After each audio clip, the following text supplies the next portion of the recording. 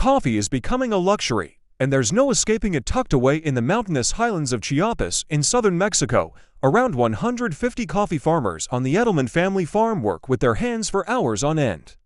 The shade of tree canopies is the only barrier between their bodies and the summer sun.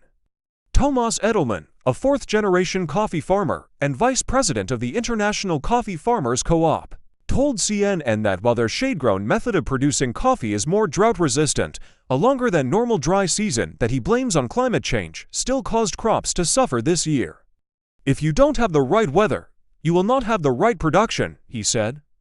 "And with low yields, obviously your cost of production goes up. Those higher production costs could lead to coffee price inflation.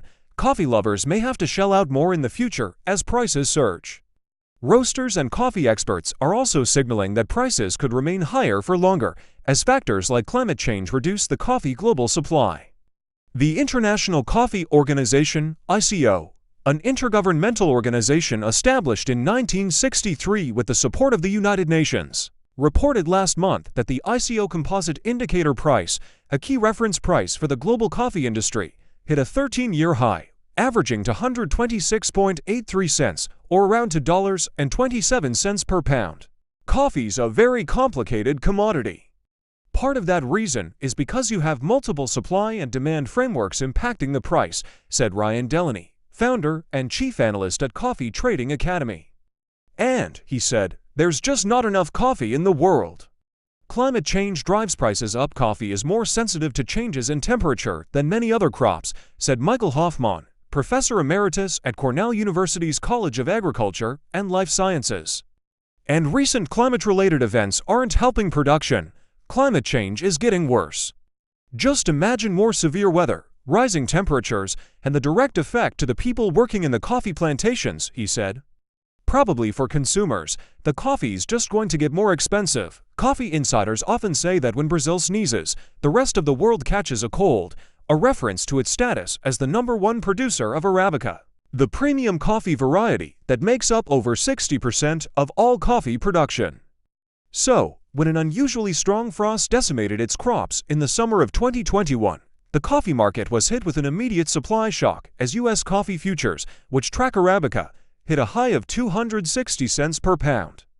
According to Delaney, coffee prices are typically between 100 to 140 cents, but have stayed consistently above that range for the past 3 years. But the frost's impact didn't end at Arabica. Delaney explained that it's not uncommon to see buyers switch between Arabica and Robusta, a cheaper type of bean used in instant coffee. And with more people pouring into the market for Robusta, that affects the price too. Generally speaking, when Arabica goes up, Robusta goes up as well, he said. Still, Delaney noted that it's rare for Robusta demand to outpace Arabica, but thanks to continued elevated Arabica prices, that's exactly what happened. As its name implies, Robusta is a much hardier plant than its counterpart, but despite its ability to withstand longer dry spells, recent yields have still suffered from droughts and higher than normal temperatures. In particular, the U.S. Department of Agriculture reported in May that Vietnam, Robusta's top producer, suffered several years of adverse weather that's seen export levels drop by 7%. It noted in its 2023 annual report that it expected such weather conditions to become more frequent due to climate change. Neil Rosser, director and commodity consultant specializing in coffee at Bison Luxley Commodities, noted that while Arabica is typically the dominant force in coffee, this year, it's rising Robusta costs that are driving the overall price of coffee up. There's a drumbeat in the background that is climate change, and that is causing problems, he said. That will affect the stability of the market, and that's not going to go away for a long time. What does this mean for your coffee? Coffee retailers have already been feeling the pressure. Italian coffee maker Lavazza told CNN in a statement it raised prices this year for a variety of reasons.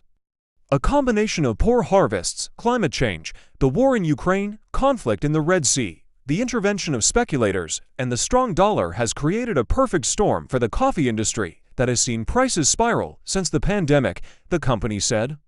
And the company's president, Giuseppe Lavazza, said in comments reported by the Financial Times in June that he anticipated the price of supermarket coffee in the UK to rise by an additional 10%.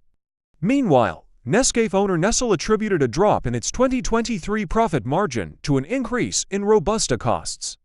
The company reported in June that it was faced with a more challenging pricing environment as budget-conscious consumers pulled away after previous price hikes. Nestle declined to comment for this story. Starbucks lovers, on the other hand, probably won't see a higher price tag on their drinks just yet, as the company buys coffee far in advance, using what's known as fixed-price contracts where it agrees to buy coffee at a certain price over a long period of time and employs hedging strategies to lock in prices, protecting customers from market swings. If there's a spike in coffee prices, companies like Starbucks can just sit out the spike for a while because they have so much fixed-price contracts on hand and so much coffee already on hand, said Sharon Zakfia, head of consumer equity research and restaurants analyst at William Blair. But even then, Rosser says that if costs continue to stay high, paying for a pricier cup of joe is inevitable. Roasters like to keep the retail price stable. They don't like upsetting their consumers. But sometimes it's impossible if the price rises too much, he said. Despite the price hikes, there's one thing experts can be sure of: demand for coffee isn't going away anytime soon. I would argue that there are no alternatives to coffee. If you have your coffee every morning, then you have your coffee every morning, Delaney said. Whether prices for that coffee are $3 or $1, you're not changing the number of coffees you're drinking in the morning based on that price.